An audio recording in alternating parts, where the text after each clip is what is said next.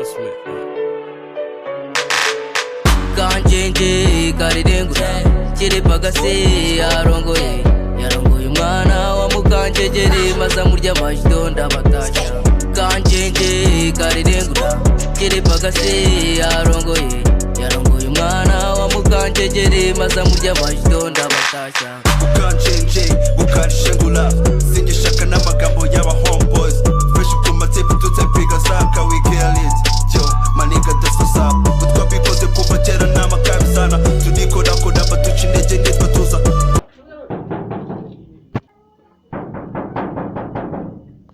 umuti kuva mwitaku nawe wabigeraho legs alabashiranye pe yabuze we ugaho ceceka gusame nawe usamanyanga usimbukanka ngo nirukanka nibyari manga sibyari banga history yanjye kimora hafi mwitabaza imvura y'amakindo n'ikibasha kunkoraho gabazi baye baba kure nuko baba hafi nahita ariyo se G simbizi ariko ashobora kuba arimo uzamuka gitore umanuka kijoze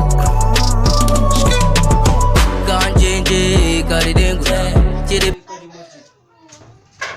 pagase yarongoye umwana wa mukanjegere maza murya majidonda batasha.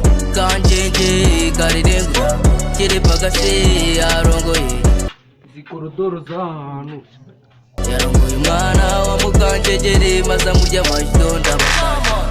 Kiri pagasi asijya mu bitenge ugabo mugenda namaze nkubwira icyo mbona mbasiye nzagira ingendo y'undi rafuna nashyapa hasi na bamwe barasamara umunsi mama mbyara sibagirwa data njya nkorera ku mbwisi Sodoma mu Rwanda ko tuburanye se G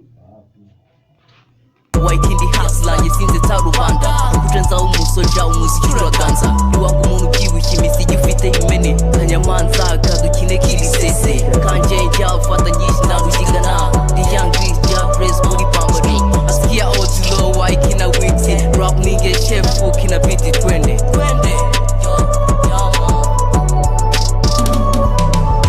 kanjenje karirengura kiri pagase yarongoye umwana wa mukanjegere maza murya majidonda. nese G diye harari hari ikibazo se? nta kibazo niyo yaba hari. Kanjenje karirengura kiri pagase yarongoye umwana wa mukanjegere maza murya majidonda batasha. nese G papa we ni umusirikare Oya, noneho ni fan ya ahubwo ni umukuru w'ibyihebe.